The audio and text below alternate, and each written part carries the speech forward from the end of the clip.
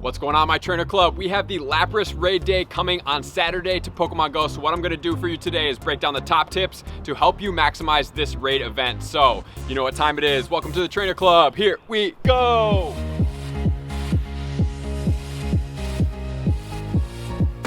I am super hyped for this. We have the Lapras raid day on Saturday. So you have the ability to get the shiny Lapras. So let me know in the comments, are you guys excited about this since it's the first non-legendary that we have this, or are you a little bit bummed that it's not some type of cool new shiny legendary? Let me know in the comments below. So what we're gonna get into today is number one, the counter guide, how to prep for the Lapras the best, as well as how to be ready for it, how big are the raid parties, what the 100% IVs to look for, and then a little bit of strategy behind how to raid fast to get your Lapras.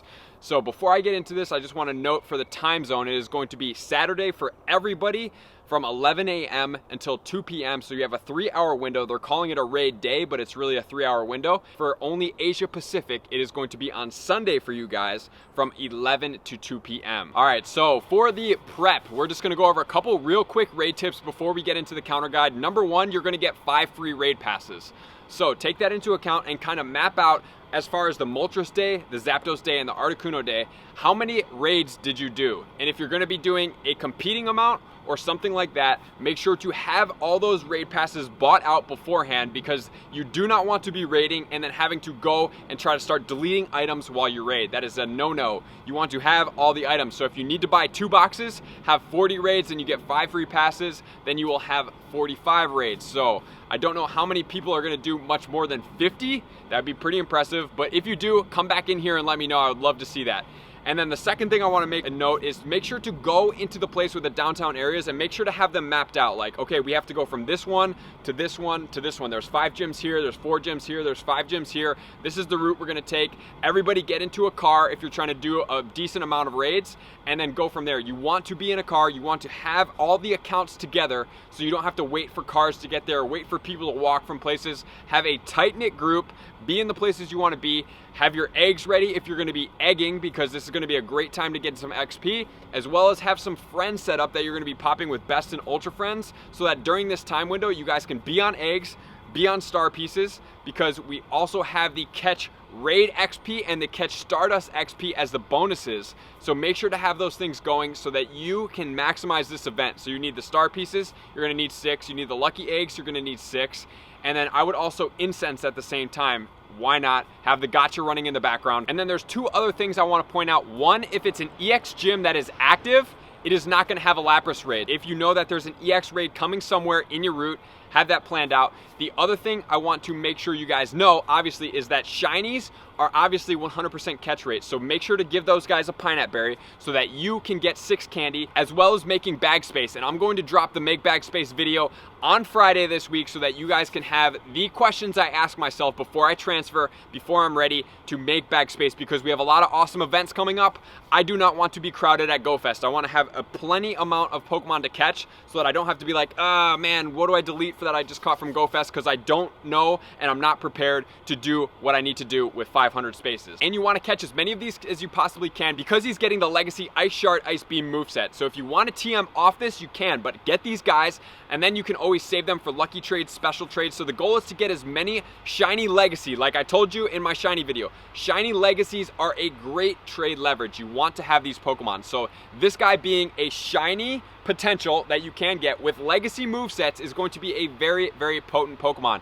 He's also pretty effective against Dragonites with that Ice Shard or the Frost Breath, Ice Beam combination, or even Blizzard, because Ice destroys the Dragonites. Anything with Flying and Dragon combination, double weak to Ice. But the other thing is that Mamoswine is better than him, but he's still an awesome Pokemon. Pretty heavy on the defense. He is a little bit difficult to catch, and he's way far back there. So make sure you are hucking your Ultra Balls and you have those golden raspberries stacked up. Those are going to be the top tips to help you maximize. So right now, we are going to get into what is the best way to set up your Lapras party and how many players you're going to need, as well as the 100% IVs. So let's do it. So the 100% IVs at level 20, no weather boost, is going to be 1509. And then boosted in either the rain or the snow, because he's water and ice, you are going to get him at level 25 at 1886. So look out for those 100% IVs, know what they are. So as far as the party size go, he is definitely not soloable.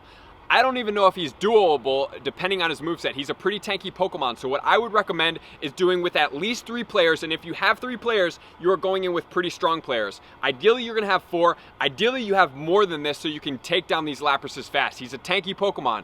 He is going to be difficult. You want to make sure to have your party set up, which we're going to go into the top counters right now, and it depends a little bit on the weather, but we can overall be prepped, ready, have your battle party set up. You want to have your party set up depending on how many people you're using, how many parties you're going to have set up. If you have a low amount of players, you're going to need 2 parties set up if you're going to die out with 6 Pokemon. If you have more than that and you're only using 1 party, just have 1 main party set up. Lapras is going to be weak to fighting, grass, electric, and rock. So those are going to be the top counters. So if you don't know what they are, we're going to do that right now so that you can know. So these supreme attackers are going to be 2 electric Pokemon starting off. We have the Raikou and we have the Magnezone. Raikou is going to be Thunder Shock Wild Charge, and then Magnezone is going to be Spark and Wild Charge. These guys are going to be the most effective, especially if it is raining outside. Raining is going to do these guys wonder because it's going to boost their electric moves. Coming into 3rd place, we have the Machamp with the Counter and Dynamic Punch. And especially if it is cloudy weather where you are definitely going to want to use the boosted fighting moves to take out these Laprases. And then in 4th place, we have the Electivire with the Thunder Shock and Wild Charge. And then we also have the Zapdos with the Thunder Shock Thunderbolt combination. You can use him as well. So he's also a supreme attacker. And then for the 6th spot in the supreme attackers, we have the Roserade, Double Grass, Razor Leaf, and Grass Knot. And then we have the Rampardos coming in as the last with a rock attacker with Smackdown and Rock Slide combination. So those are going to be the supreme attackers. Now we're going to get into the excellent attackers. With the excellent attackers, we have number 1 Hariyama. Definitely going to be using him if it has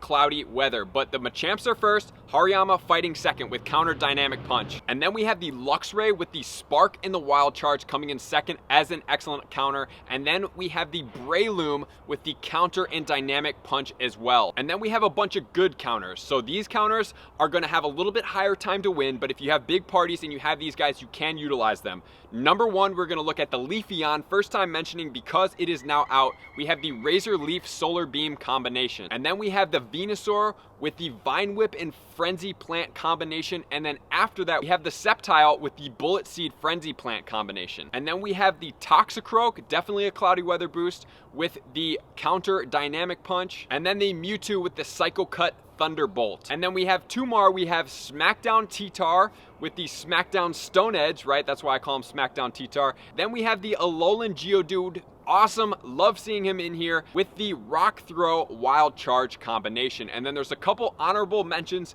that we can also use. We have Lucario with Counter Close Combat, Rhyperior with Smackdown Stone Edge, Jolteon, Thunder Shock Thunderbolt. We also have Heracross with Counter Close Combat. We also have Executor with Bullet Seed and Solar Beam. And the last one we have is Tangrowth with Vine Whip and Solar Beam. So if you want to use those guys, just note, you want to start at the top with your party, max your party out, and then utilize the weather to your advantage because he's not double weak to anything. If it's cloudy, definitely use a little bit more Machamp heavy. If it's raining, obviously you're going to want to use the electric guys. If it's partly cloudy, you're going to go for the rock guys. And then finally, if it's sunny, utilize some of the powerful grass Pokemon. And that's not to say you're limited to those, but you may want to utilize them first because they're going to give you the most bang for your buck as far as fighting against Lapras goes. That's everything we need to know. Make sure to be out there, make sure to be with your friends, everybody be in a close-knit party. Make sure to hunt these guys because it's going to be very valuable. It's got legacy movesets on a shiny potential. And also, if you're in Atlanta, we are having a competition